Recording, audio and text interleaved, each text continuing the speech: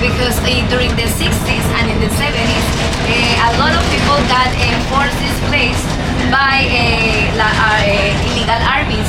We call it to the illegal armies guerrillas. Okay, so these people started to get united for fighting against the capitalism that was entering to the country.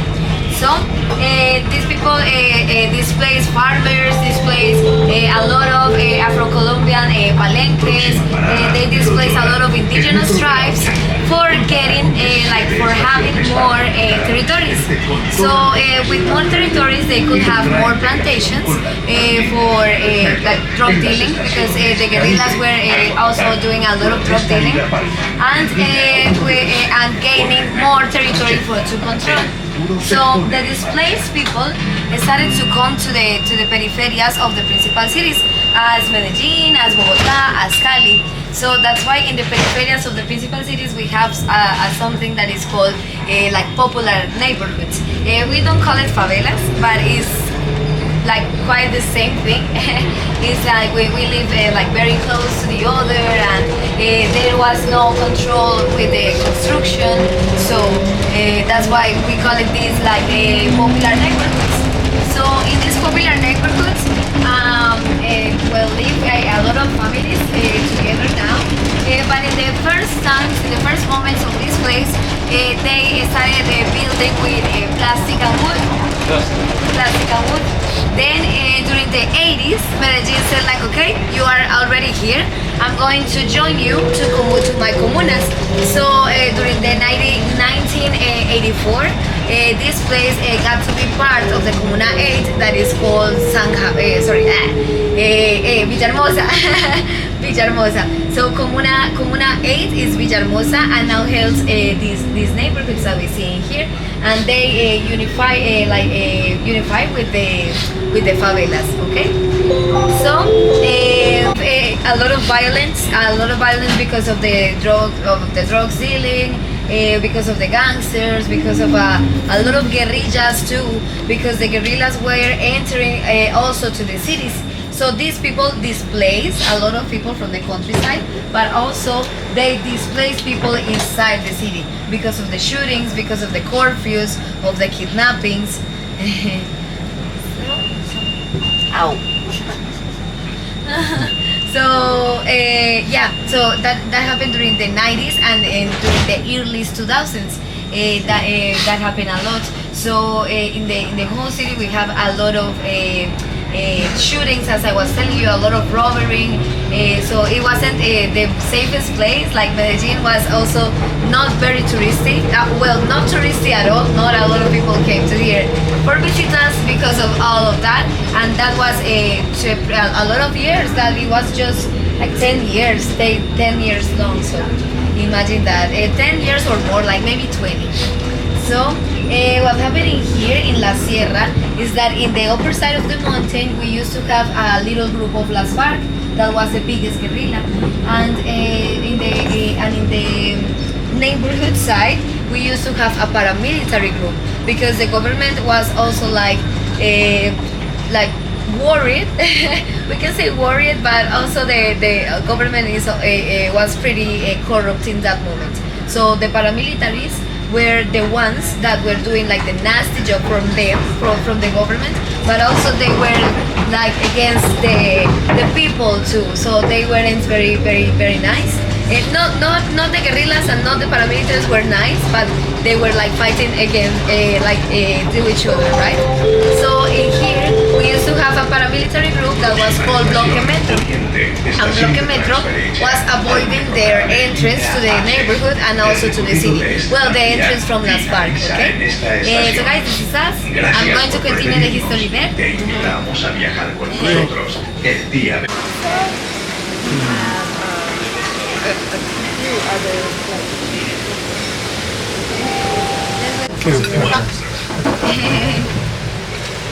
The first one was built in 2005, and it's the one that is in Comuna 13. Did you maybe visit Comuna 13? Yeah, we did. Yeah? Did you like it? Yeah, it's really fun. That's my home. Sorry, high race, so it's fine. I used to get the feeling. I try when I go across, I look down. So in Spanish, so is sierra. So that's why it's called like that, la sierra. Well, here we have a lot of families now, maybe like 100,000 people in here, just in here. And this, you're going to watch a lot of outdoor teams, like it's going to see because this was also a strategy from the government to take out the people, but to take that, well, for the people that to be confident again to be in the streets, because generations, as my mother's generations, for example, they have been a little bit traumatized about what like everything that happened, because like randomly they could find a car bomb, or the disco that they were going to was bombed, or for example the friend, my mother's friends, they turn into gangs, into sicarios, into like drug addicts. So a lot of generations like got a little bit traumatized about being in Medellin. I can say that, for example, my older sister, I believe she was like, I want to get out of here, but because she didn't live the good times in Medellin. I can say that this is like a very good time in Medellin since ages, Medellin used to be very cultural before all the drug dealing, before all the narco things. This was a cultural center, like a lot of artists, a lot of theaters, a lot of musicians. Even maybe have you heard about Carlos Gardel? Carlos Gardel is an Argentinian that was one of the biggest tango singers, and he used to live in here because this was like a very cultural center in South America. But when all the drug dealing happened, that was like the end of the golden the golden times in Medellin. When did the narcos move in? In the right, we have the Sugarloaf Hill. That is one of the 7 important hills that we have in Medellin. So we are watching other 2 in there. So that one is Nutibara Hill. That in the top you got a replica from the old. Alright, so now just climbing to the highest part of the mountain, and you can see it's a lot of stairs. Look.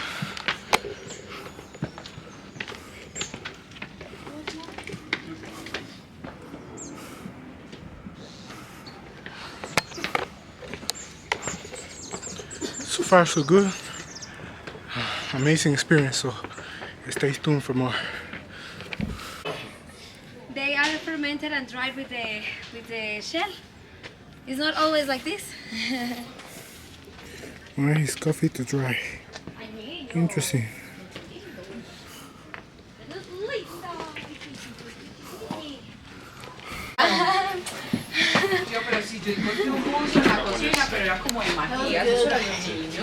So here we're gonna try some Colombian coffee.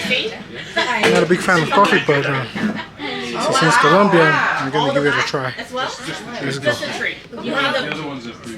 And they found out that they used to belong to a group of nuns, and the nuns went away 60 years ago. So they said, okay, so this is an opportunity, this is a good strategy, and they started to plant ¿cuántas? 6,000, 6,000 coffee plants. Because the nuns doesn't have children, so nobody's going to ask about those lands. So that's why they decided to make. So they just took over the land. Yes. And in Colombia we have a law that is that if you work a land for about 10 years or more, that land is yours. Oh wow! So Still now, even now. Yeah. Oh. Yeah, I just. Alright, so tasting the coffee was great. Now we're going to the coffee plantation. So let's go.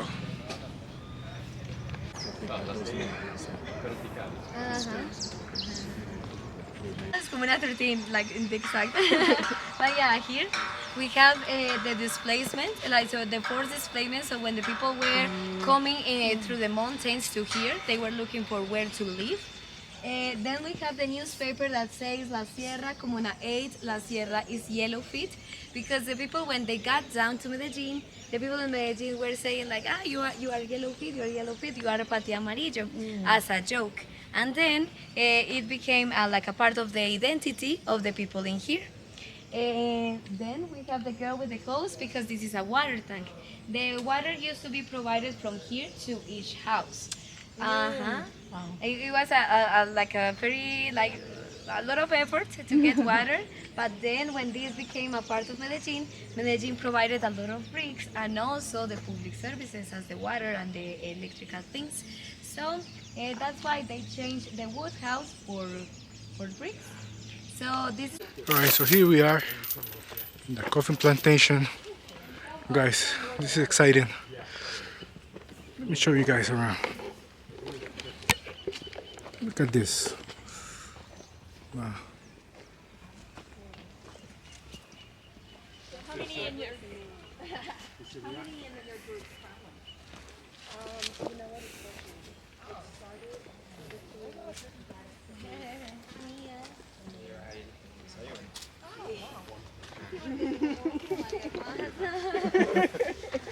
Bueno, bienvenidos, mi nombre es Levi, estamos acá en la parte centro-oriente de la ciudad de Medellín. En esta zona hay más de 30 familias caficultoras, aproximadamente 85.000 arbustos de café de una familia que se llama arábica. So guys, this is the east center of the city, as we were telling you. This is Levitt, he works in here. Here we are in an area that holds about 85,000 coffee plants from Arabica family, and 30 families that live and work because of the coffee plantations. Pero antes de que tengan este tamaño hay que poner las semillas, espacios abiertos, se remueve la tierra, sombra y se introduce la semilla. 3 meses para que salgan estas dos primeras hojitas, se llama chapola. I remember that I told you about the chapola. So we wait for 3 months for getting a chapola. We plant the seed in open fields as these ones, and in 3 months later, that one. Wow. Cuando está así se saca y pasa un proceso que se llama almácigo, bolsas con tierra y una chapola por bolsa. 4 meses más, en 7 meses ya está este tamaño. So the next process is going to be called almácigo, that is getting each chapola in each deer bag as these ones. Then we wait for 4 more months, and in a total of 7 months we are going to have that one that is going to be ready to get transplanted. How old would this tree be? ¿Cómo? How old would this tree be? Getting to that. Oh. 5 years. 5. Slow down. La planta puede crecer más de 100 metros, vivir más de 50 años para vida silvestre. Para temas comerciales se le han estimado de vida en esta región 16 años. So in wildlife, the coffee plants could live 50 years and reach 7 meters height. But in this area, we have them for production for 16 years. 16. Uh-huh. And then Why? after that, cut down? Exactly. Uh-huh. So, for example, at the 8th year, we do a process that is called soca. So the soca means to take off the leaves and cut the cut the bush 60 centimeters. And there, that assure you that it's going to live for other 8 years, giving production. Bueno, Rosa no les dijo mentira, hay que ir a cosechar. Estas son las herramientas, se ponen como cinturón. So Rosa was not lying, we're actually working. So you get your bucket in the front side. This is traditionally called coco, and you put it as a belt in the front of you. Right. Right, so now we're gonna work, and I'm gonna show you guys some aerial footage, so let's go.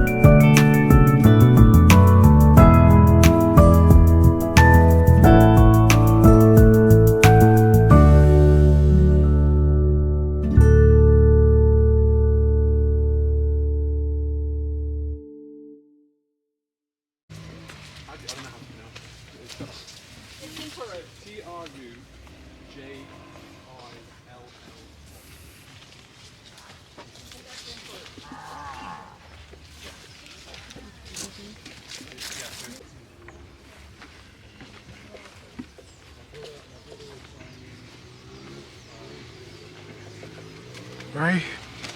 Perfect. Let's go.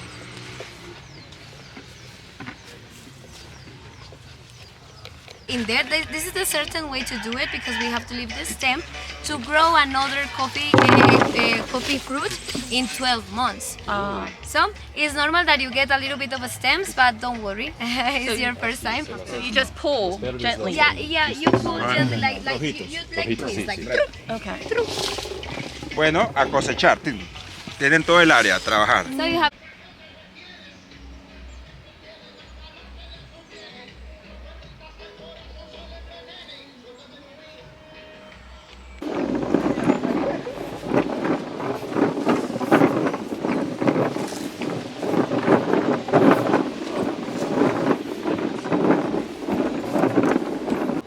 Alright, so for now we're done. Guys, if you enjoyed this experience, please like this video and share it. I'm growing up on this channel, and yeah, guys. I would definitely recommend you guys to come here, and I'm gonna introduce you to the lady. She's amazing. Totally worth it. So we keep going, we keep going. 48 horas finales. Iniciales, recién cosechados, se mete en sacos, ahí se deja, él empieza a fermentarse naturalmente. So guys, here we harvest a special quality coffee that we make a fermentation process that lasts 96 hours long. So we split the 96 hours into stages of 48. So the first in the first stage, the whole fruit goes into big plastic bags, and they are going to start to accumulate more internal heat in order to have them better, to have the grains in better state. So we have them for 2 days in there, and then we must do a selection from the good grains from the bad grains, and we make it in generally in bigger pills of water. So this is, for example, we are going to give you the example of how the fruits float or goes to the bottom. Eso se llama desvane. The fruits have them float in the gas, so if you made quality, not quantity. Muy bien, están contratados. Buen trabajo. So you're hired, you made it really well. So the dark ones are at the top. That's interesting. So dark. I thought the dark ones would sink. I thought that the dark ones would be the Vamos a best. sacar uno que flotó y uno que quedó abajo. So we pulled out one that floated, the other one that sank, and Mientras acá. ¿Por qué flota? Bueno, el fruto trae 2 granos internos, flota por 3 situaciones importantes. El clima, por plagas o insectos y por nutrientes. Le resta peso, cualquiera de esas situaciones, por eso flotó. El de abajo debe estar en buenas condiciones. so they float because of 3 possible reasons. It might be insects getting inside and start to eat, a lack of nutrients in the soil, or the hail could damage the pulp. So these 3 possible reasons slows down their weight, so that's why they float. Vamos a abrirlo, ambos, este es el que flotó. Oh wow! Wow!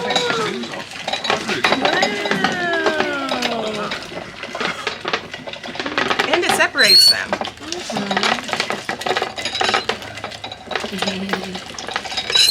That is so cool.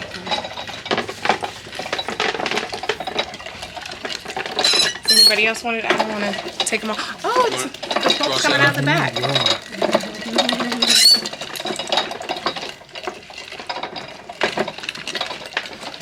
Oh, the skin's going out. Yeah, it's going out this way.